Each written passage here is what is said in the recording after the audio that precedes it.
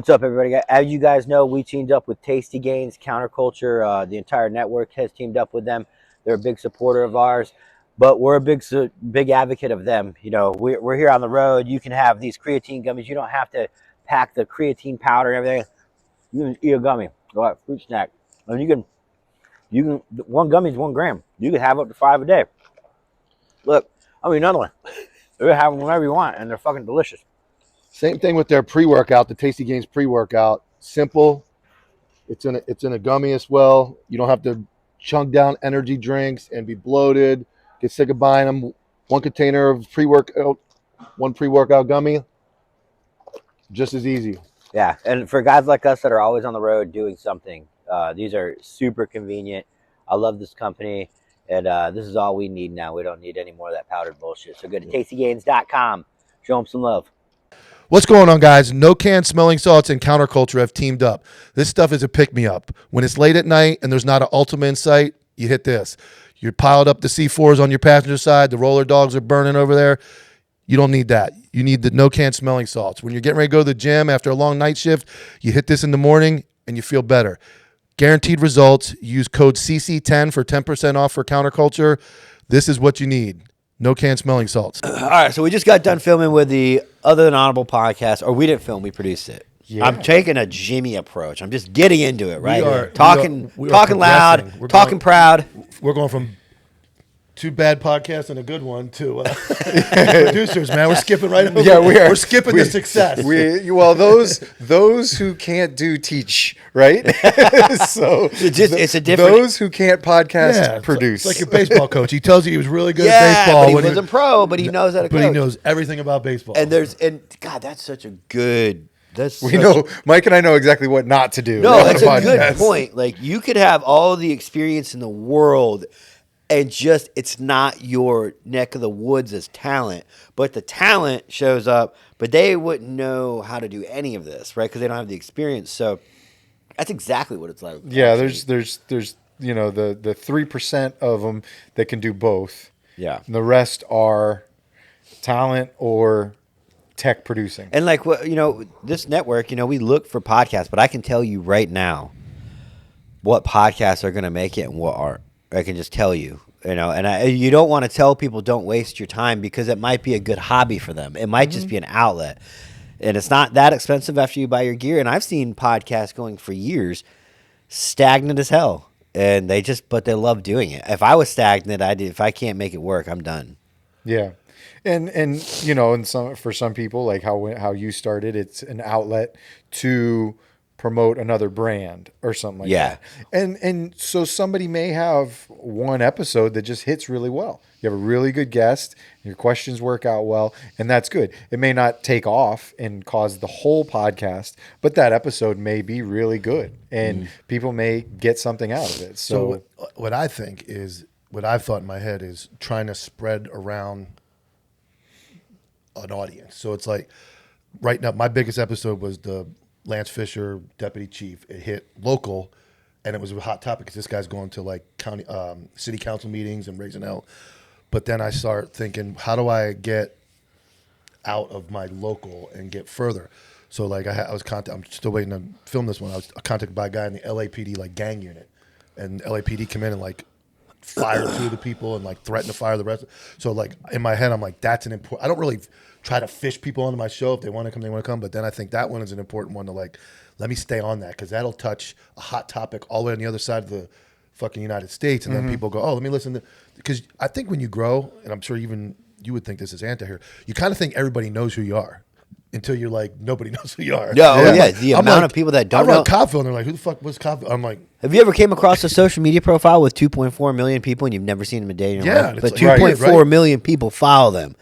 Like, I assume that everybody in law enforcement knows Antihero. So I'll be talking to people and go, I'll go on Antihero next Tuesday. Like, what's Antihero? And I'm like, how the fuck do you not know what Antihero is? I mean, if I lived in the realm only where like Antihero exists on like Spotify, iTunes, YouTube, Instagram, and then TikTok, I wouldn't know who fucking Taylor Swift is. She's got however many million. But if it wasn't the news and the fact that she dates a football player that comes up on Sundays, I wouldn't know who Taylor Swift was, So I listen to Taylor Swift. Do you really?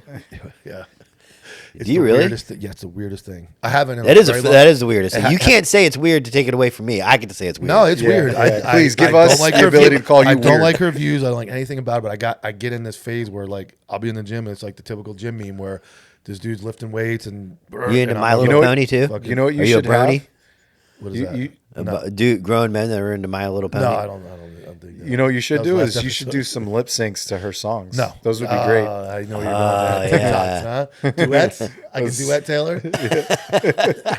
You got me fucking good with that one, dude. You caught me off The real? guard. Oh man. Oh, I thought. He said you just text. He said you You text text me in the morning, and I'm He's like, I "What's don't your ever old think handle?" I know you well enough now, but I still forget that you're Devious. and I'm like, 'cause you're such a nice dude. So it's Mischievous. like, yeah, but I know you're also a content genius with the way you create reels.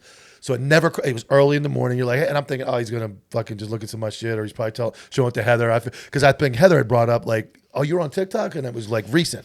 So I'm thinking he's probably just gonna show her some stuff, and then that fucking reel hit. And I looked at my wife. I was like, this motherfucker, dude. I'm Fucking like, right he got off me the bow of the fucking boat. Good. And I'm like watching the duets, and I'm just like, oh my God, it's so bad. It's so bad. You want to tell me about your heart? And I'm fucking lip syncing. I'm like, what? The seatbelt moron. one is so funny because it's like for me to look at you without a beard and stuff like that. Yeah, we like weren't allowed that's then. That was before the new election. yeah. So I was, To be honest with you, the skit ones, I really don't.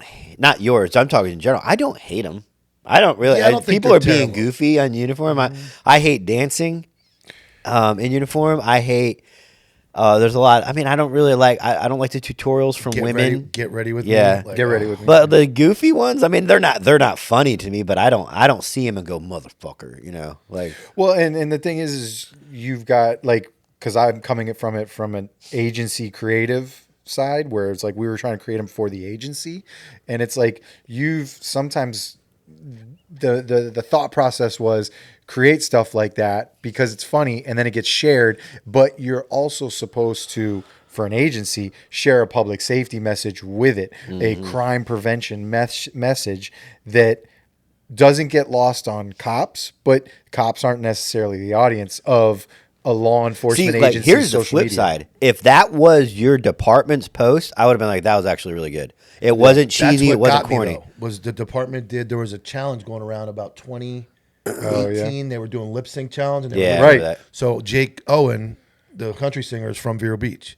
Oh, So our agency did a Jake Owen version, and I remember I was coming out of SWAT training or something, and I was getting in my car, and the film guys were, and they're like, hold on, and they came up to my window and had me like lip sync a line, and I blame them. They gave me the first little hit of cocaine, and they gave me the bump, and then I was like, then the TikTok thing came around like 6-8 months later, and I was like, oh, I remember that little video, and it got a lot of exposure, and I was going through a fucking terrible time in my life, and that's kind of what slipped me into like the false sense of like the cortisol, right? The false sense of fucking fame. And that's what ultimately led to my We 6 filmed month a car. disaster. We filmed a car lip sync video, and I have it. It never saw the light of day. It never made it off the edit room floor, kind of thing. But like I have the whole thing of like Justin my unit. sabotaged it. Like we just Burn it. I had an idea for a premise that I thought would have worked, and that's the problem with being the editor. Is like I have the idea of how I want it edited and what I want it filmed, but then everybody else like outvoted me, and I couldn't make it look good. Now I'm not going to make it. It's so it's so traumatic in my brain that was what started it, that I can remember that there were 2 takes. I did the first one perfect, and the cameraman hit my mirror on the way back. And the camera bounced. He's like, "Oh, you got to do it again." And then I felt like the second one was terrible, like I did with the 8 takes. Well, I mean, but it was like traumatic in my brain. If you because hadn't that's done what that kicked it stuff off. though, you wouldn't be here. You wouldn't have counterbalanced it with Copville, the cynicism and the realism of Copville. I mean, it's just like any of their stories where they were down in the dumps and they were out of it. Like, and I have people that one of our big fans likes to reshare it. I have people that come at me about it and say, "Well, how do you do that when you did it?" And I'm like, because I don't do it anymore, and I realized the mental health crisis I was involved in at the time. So for me to go to you, I know if I come to a TikTok cop and go, "Hey man, what you're doing is like," they're gonna be like, "No, I'm humanizing them." Actually happened this morning. I actually made a video of a guy, fucking dumbass videos, and I posted it. Tag them, because I always tag them. I don't ever hide. If I can find their Instagram, I'll tag them, let them know. immediately came to me, and it sounded like I was talking to myself from 2020. First words were, I was just having a little fun in my downtime. And I'm like, why don't you like practice your draw stroke or do something constructive, right? Then he was like, I'm humanizing the badge. I said, you send me one message that humanized the badge where somebody reached out to you for that gay-ass video you made that improves law enforcement connection relations with public Didn't relations. have a word. Then he's like, well, that must be your thing. I was like, no, dude. And then I said, I did it. I know what you're going through. You're moronic. And he texted me back like 10 minutes later. He's like, hey, man, I deleted everything. I understand what you're saying now. Whoa. Yeah. I went, okay. Here's a funny twist. So that's the flip. It gets better, though. It gets better, though. Yeah. So I go and delete it. I'd already sent it to Izzo. Izzo reposted it and re-tagged him. And then he goes, abort! And then he goes, The Rock. Yeah. We got green smoke. and then Izzo just sent me a fucking screenshot of the dude's Instagram. He goes, well, he used to follow me, not anymore. And I'm like, well, I guess he deserves it. But I was like, all right, he understood what Mike where I went was full coming court from. press on him, and then fucking Izzo follows up with the fucking RKO out of nowhere. Yeah. RKO. Here comes Izzo. Oh, shit. That's going to be a great edit if you do it right. Yeah, I got it. hey, Izzo, we're gonna need you fucking curled Yeah, up lay down in on the the bed. chair. Lay down on the bed and pretend you got something. We'll green screen you. Be careful what you ask Izzo for, though. You might get it. You Get that, but with no clothes on? Yeah, he'll be Please, fully clothed. naked. So, all right, Justin, would you Tyler. give the advice of starting a podcast to somebody who was like, hey, man, should I start a podcast? Yeah, but I let everybody know that you have to understand your expectations before you get started. Like, what are you looking to do? You know, like my wife does one for hand therapy. Your wife does a podcast? Yeah. She's a occupational therapist, hand therapy, but she literally only reads like. What's so funny, Mike? She do it with her mentor. That's a different podcast. That's a different podcast for a different day. We didn't even. Oh, that's not even on there. We don't even get that. That's on the one that was lost, right? The lost Man, archives. I was waiting for that joke all day. She does really As good soon work. as you said your wife, I started giggling inside. I was like, I'm not gonna be holding back. Yeah, so there's an inside joke where he was explaining something and he didn't explain it well, and me and Mike looked at each other and started laughing. Yeah. And then that stemmed from that. But without the inside joke, there's really no. Man. But Everybody listening is gonna be like, "What the fuck?" But she does an audio only, like a no video. And she really is. She's just reading a chapter. She's going over her notes, reading a chapter for people. It's specifically pigeonholed. Yeah, so you don't have niche. to answer 40 people. You can just say, "Go watch this." Yeah. Right? Yeah, That's a excellent- and it's a yeah. Or go study listen. thing that it's a quick one, kind of like these guys, you know, and that it's going to be short. Like hers are freaking 3-4 minutes long, so somebody can listen to it. It goes over a specific quick topic, and it's just her reading, and you know, and so she sends it to me, and I just add a little bit of music to the bottom, so it's not just like white noise, and that's it. She posts it, and people listen to it. I think as people long in as her you're in field your- are like, "You have a podcast? Oh my god, I listened to you. I didn't even know that was you." And like, so, but if somebody's like, "Yo, I want to create an anti-hero podcast," it's like, dude, there's a fucking lot. Even if it's just, I want to create a donut shop podcast. I like what you do, bro. There's a lot that fucking goes into it. So you need to understand like all the back work. And then I explained to him about Instagram Reels. You're going to only have 6 followers if you're not on social media posting Reels, pulling in people, or unless you just happen to know movie stars and you can just get all kinds of movie stars. People that are already famous can have a successful podcast, and they can do it whenever they want. They don't have to stay consistent. If you're not already famous, you have to stay consistent, and you've done phenomenal. What episode are you on? Feels like 40 something, doesn't it? Yeah, it's not. It's 13 or 14. Yeah, I was gonna say it's in the tens. I think. Yeah, so 13, 14, somewhere in there. And Getting a couple breakdowns. So the advice total, I give to like everybody 15. is if you want to grow social media Reels, and then that social media branches out into 5 other things that you got to make sure you do with that. One is, I mean, you're a little guilty of this, the split screen Zoom call reel. For some reason, You like them people up on top do of each not other. like it. People would rather see your face blurred out because it's so expanded. As long as that's on their phone, But like you know, what I that's do with our open That's mics. AI. Can you tell AI to make it vertical? They do some of them. There's all, like it just picks a way to do it. I don't know Yeah. how it picks. So some of them are on top of each other, and then every now and then there's one that they're next to each other. But my whole podcast, you say for the real though. For the reels, the podcast doesn't matter. Yeah. Because people are watching, Well, they're watching. I mean, we were talking. I was going to actually talk to you about that. Like, we can talk about on the record. This is what this is about. Was more like between the artist and the reels. Maybe it's time to like split it. Like I jump in and pay like the art lady another so much, and we increase that monthly so we can both use her For what? for the art. Natalie. Oh, for the thumbnails? So I'm thinking maybe increase their art and then something with reels, because I am not going to get to your level. And then I look at mine and I go, this is okay, but then I see yours and I'm like, these motherfuckers are great. And I benefit by being in counterculture with those reels. But for my own show, I look at it like I'm definitely lacking in the thumbnail. I know I am. The thumbnails and the reels are just, but I'm not. But here's the thing with the thumbnails is I think you're at the point now where you need to switch, but you didn't need it before. Like when you start off, I mean, your thumbnails really, but now you're getting to the point where you're catching a major audience and people are looking. And then when I think now is a good time to start. I don't think you that's what I'm necessarily saying. Now's the time to start. yourself I don't at need all. anybody edit my show. I'm good there.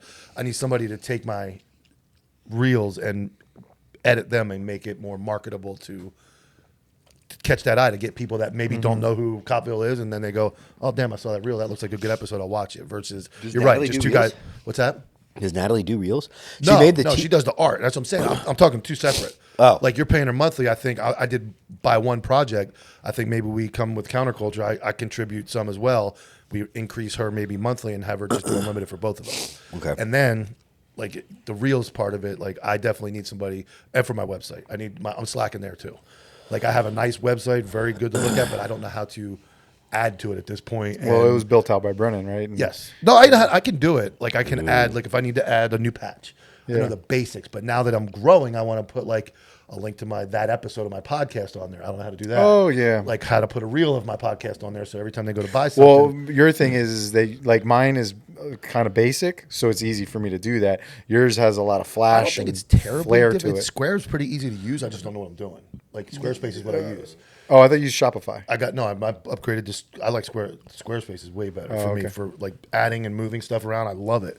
But you know, it just, when you're doing a podcast, it sounds stupid, but it's fucking a lot of work. Yeah. It is. Just the recording It part is. going, fuck, I got to record. I got to It's have another guest. planning a Well, podcast. I feel great to have 2 episodes recorded right Here's- now. One goes out tomorrow, one goes out in a week.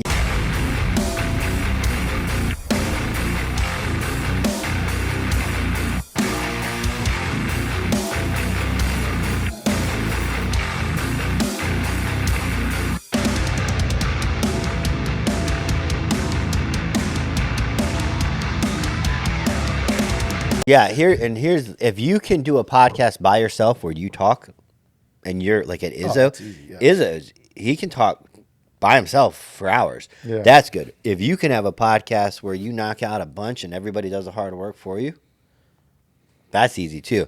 When you're producing your own show and you are a host or a co-host, It's a lot.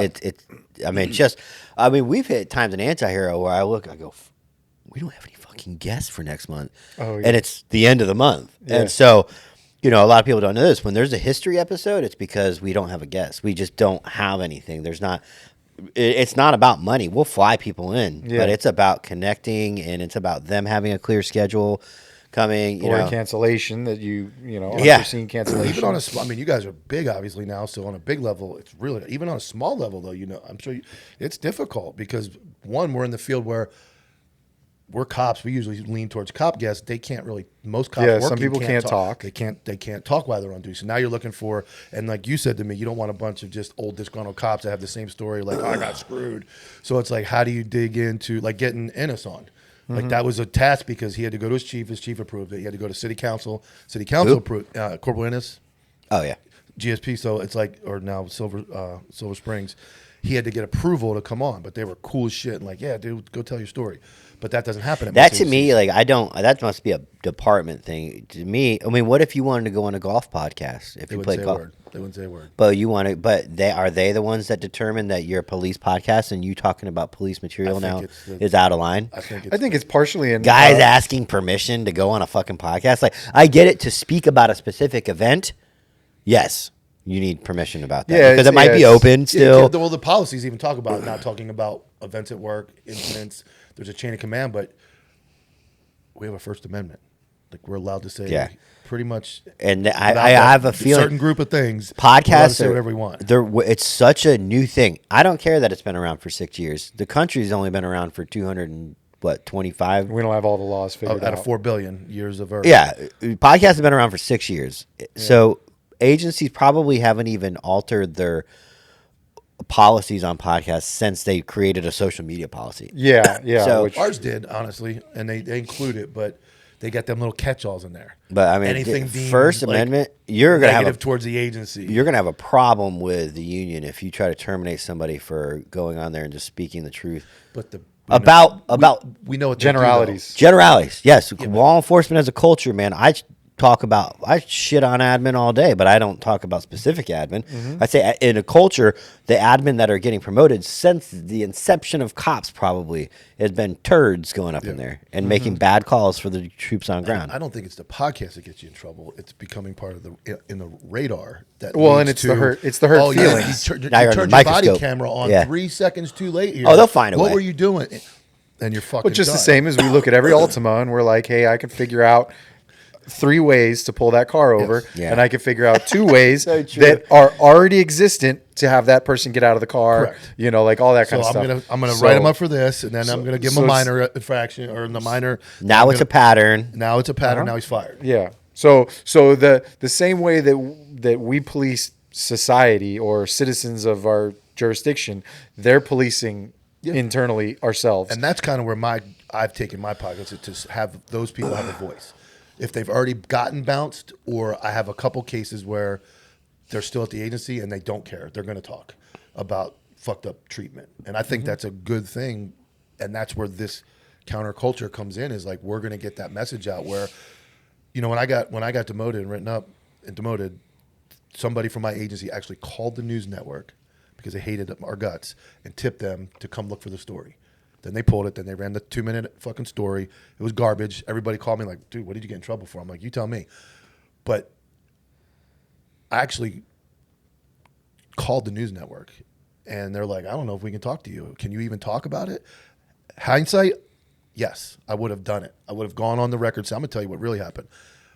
Nobody's willing to do that. That's where we come in. It's Yeah. like, I'm going to tell, even if you want to be Jane Doe, I'm going to tell your story hypothetically to get at, like the kid that got, fired from Vero and arrested for throwing weed in a fucking dumpster.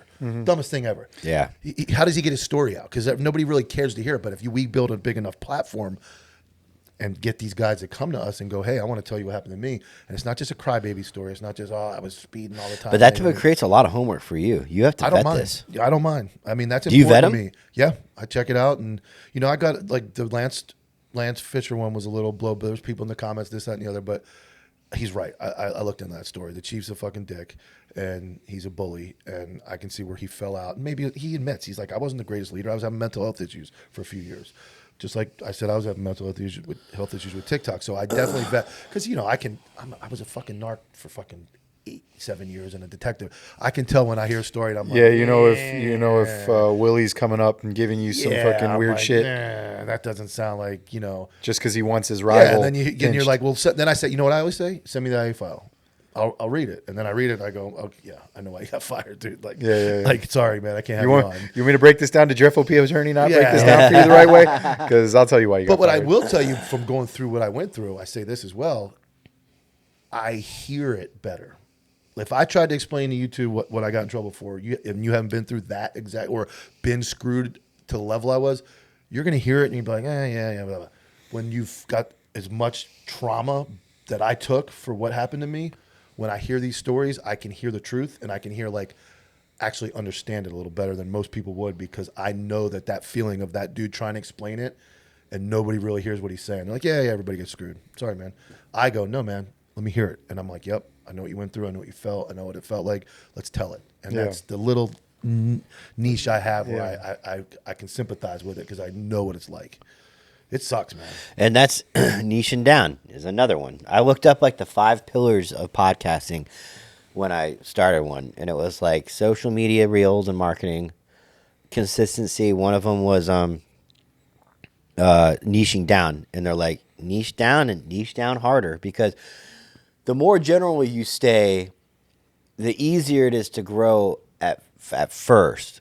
But if you niche down, growth starts slow, but then it kind of speeds up because everyone in that niche is like, yo, check this out.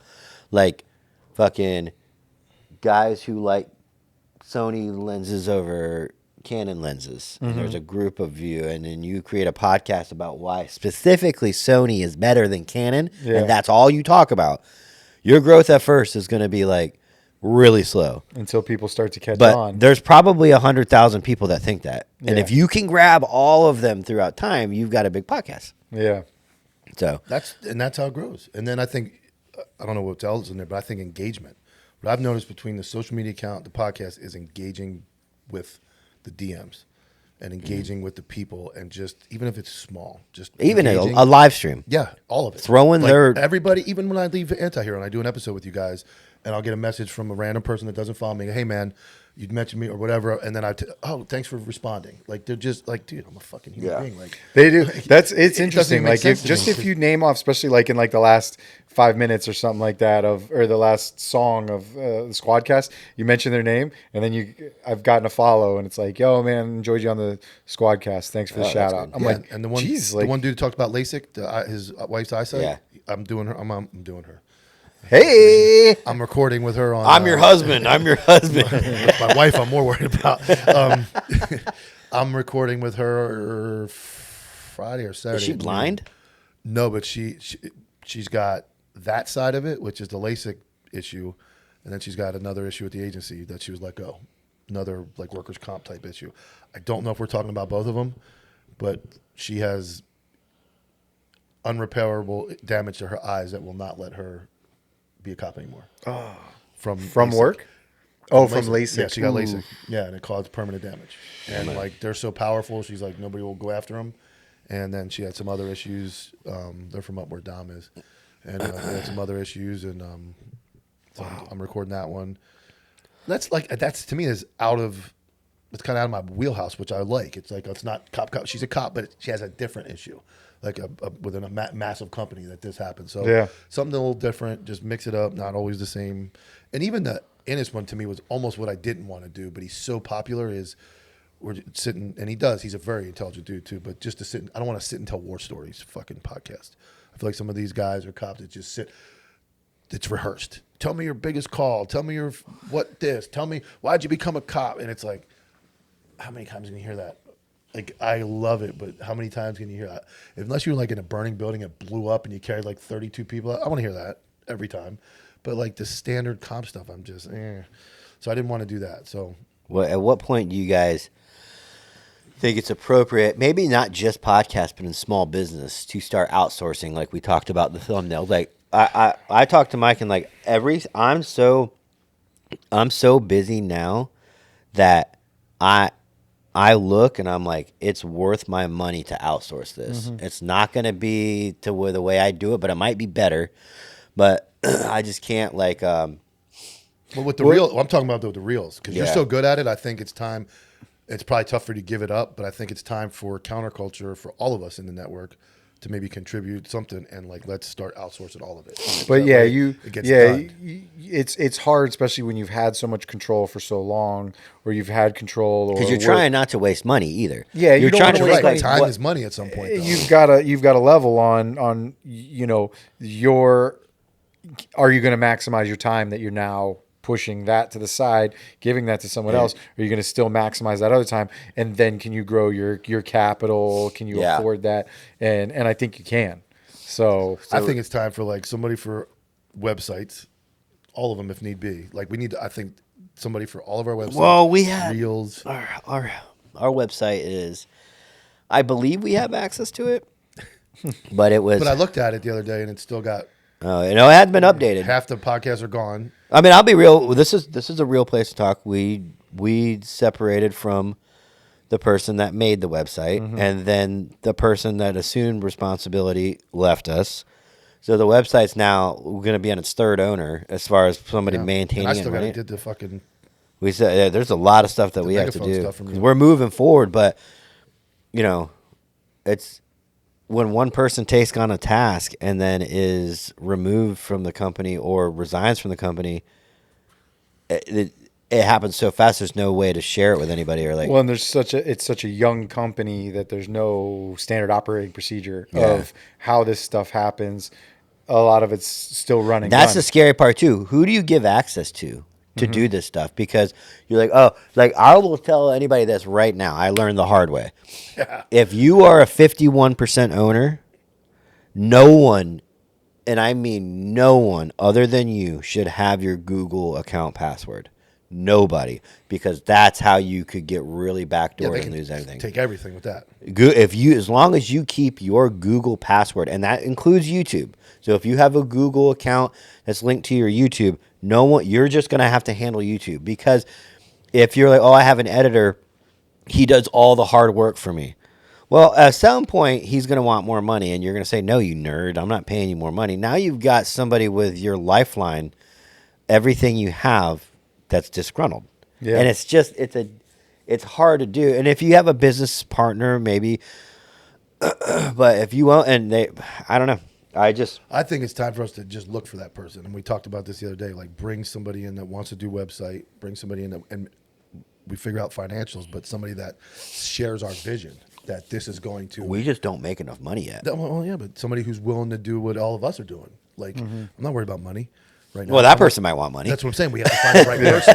Find We the had to right find the like-minded person that's like, Yeah. I want to contribute to a idea, and I will be rewarded on the backside. And at some point, yeah, if it's not working out at all, I get it. But I don't see this failing. Yeah, but then you're back in the if they don't work out, then you're in the same You don't place give them where too you're much trying power. to. I'm just talking about like a website person. I could really use that. I could use somebody to make real. Like, Natalie does websites. does she? She told me, she's like, I'm not a pro at it, but I can do it. She's like, I wouldn't charge a lot because I can only do the basics. Well, it's done. I just need somebody to manipulate. Maintain it. Yeah. Because what I started to do is I took back on. For a long time, I let all my patches that are in stock that I have to do myself from home. I let them just stay out of stock, Sold out. Because now I have to do it. But I was like, you know what? That's so much money. I'm just blowing. Yeah, of course. My patch showed up at my house when I left. Yes. Or after I left. So I don't even have the patch. It's sitting at home. I immediately went post them, and within next thing you know, I'm back to having 20, 25 envelopes on the counter again. Like, and that's just in-house shipping. Everything else is drop ship. So I saw like, man, you're just being lazy. Like that was my moment of like, hey, dude, you're being fucking lazy. Like not having and money. You're losing money and you're being lazy. So I went ahead and ordered another. It's just money sitting in the closet. $1,000 worth of patches. I'm like, let me make an investment again and get this rolling again. So. But there's other things I think is valuable that my time is worth, like not editing fucking reels and figuring out somebody I can call and go, I want my website to look like this, change this, do that, and then art. I love having somebody I can go, I got this wild idea. Can you make that happen for me? You need to learn how to talk to ChatGPT then. Yeah, that's what I'm told. It just spells things wrong a lot, right? You also got to hire somebody that's going to put your podcast first. They want to work for you. I would like to read a comment. Oh, God. Smelling salts again. This was a comment on a post. If you know Antihero, you can go figure it out for yourself. It's not that hard to figure out. The comment said, and this was on an Antihero post, actually. Yeah, it was Antihero. You should start focusing on actually promoting Antihero first instead of making every post about yourself and mass unfollowing and following over 5,000 people. The Antihero social media marketing is absolutely horrendous. That's an unknowing jab at me. Jab, ouch. But removing you and hiring someone new would immediately result in them taking this to the next step. If you're going to post things Antihero related, then do it on their main page and not your own page, just so you can ride their coattails and try and make a name for yourself off them. And then somebody said, I actually have to agree with this. Your marketing person should be behind the scenes and not overriding the company. Seems like she is more concerned with getting her name out there rather than Brent and Tyler's, to be honest. But she doesn't work here, right? Not anymore. Yeah. But that's recent. That's recent because the person that they're talking about has not made her announcement that she doesn't work for Antihero anymore. She's going to at this point. So it's very, very intricate webbing that we're The lines are navigating. there's a lot of blurred lines. Jamal knows all about it. Yeah, I made sure that my lines are concrete, cut and dry, and I pushed forward and I drew my barriers. And now everybody else is having to unfuck. That's another thing for people listening. It's another fucking disaster you have to deal with in the social media business. Yeah. Is that type of, and I kind of am at fault. I go into everything thinking everybody's got the same integrity I do. Like nobody's gonna fuck me, nobody's gonna backstab me, nobody's gonna double cross me. Everybody's cool, and then you find out quick that it's not. You got guys that'll share this, and then you post something, and you're like, "This motherfucker shared my shit." Bro, I mean, you're talking this. Yeah. Oh my God. Look, Eric Tansey from Failure to Stop. One day we just never talked again because of a disagreement. We were talking every day. Yeah. And like I considered him a friend. My wife has to remind me these people weren't your friends. These people, and that goes with the agencies too. and I'm like, man, I thought I talked to him on the phone every day. Like that's the type of person I am. If I talk to you on the phone every day, even if it's about business, I'm forming a bond with you. Correct. And the same thing happened with Rob, the guy who owned one of our sponsors, Robert.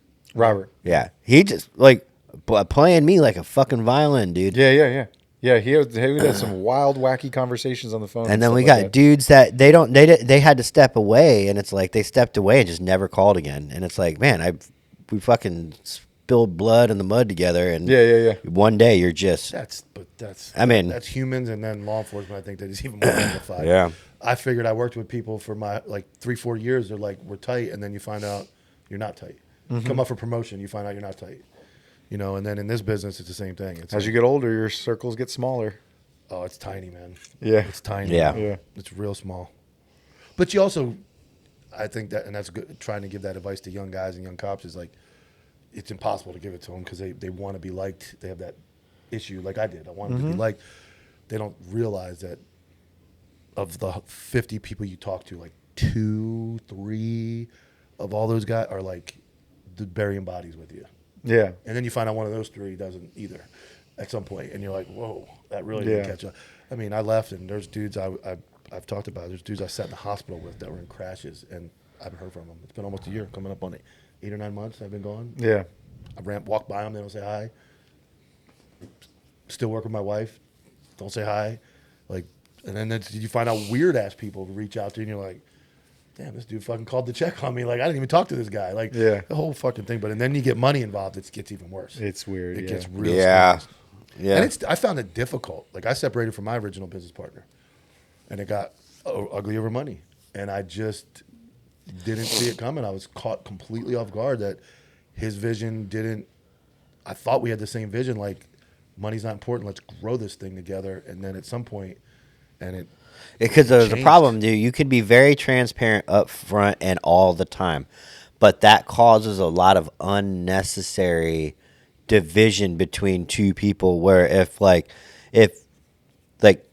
instance, like this counterculture, I can be very transparent about every cent that I'm spending to grow the company, but at some point, if I'm only talking about that, you're going to be like, well, I mean, but maybe like, well, why don't we just spend it on this, as opposed to on the more extreme, I don't say anything to you, and then it's like, hey, what's going on with the money thing, and then you're like, well, why didn't you say? I don't really agree with that. Like, it's kind of like this weird, like, the money thing definitely causes, because there's the hard sell, which is this is going to be very, very hard to do, and we're not going to make money for a while, and it's going to take a lot of work for low pay at first, and then or there's the whole promising you the world to get you to work harder, but then you see it's all bullshit, and then you step away because you're like, I'm not going to be part of that. I think the first approach is it. I think, and that's where you find out who your friends are. Yes. When you stand that line. Well, and the second approach is what we had before. Yeah. We had that before. And now I think you look at it like,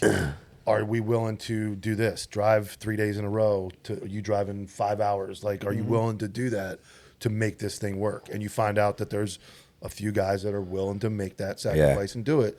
And then you go, okay, those are my people. Those are the guys that are going to ride with. Those are guys I can call at midnight, 1 a.m. Those are the guys that are going to show up, drive 5, 6 hours, 3 hours.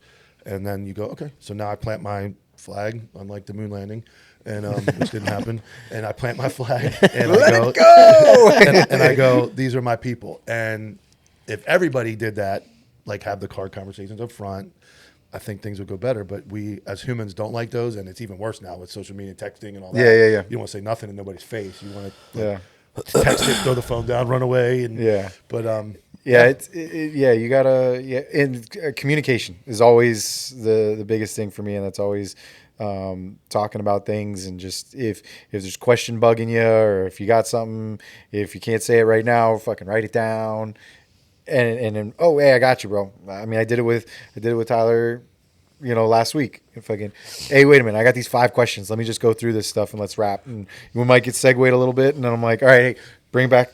I got these 3 other questions. All right, perfect, clear. Oh, about this? Yeah, about this and stuff. Just questions on because you're doing your thing. Like, you're up here juggling fucking 8 different plates and stuff like that. So you're not thinking about it. You stacking plates, racking them.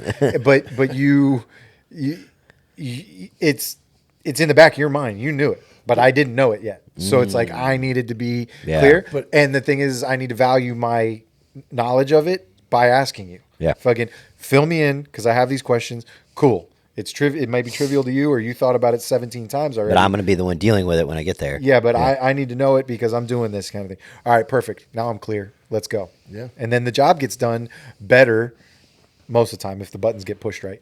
But 2 for 2 days in a row. Hey, right. But what did I tell these guys? It's all, I love just fucking being able to practice. Yeah. This is all practice. Unfortunately, we're dealing with big time subject, but it's all fucking practice, and the more we do it, the more I do it, the better you get at it.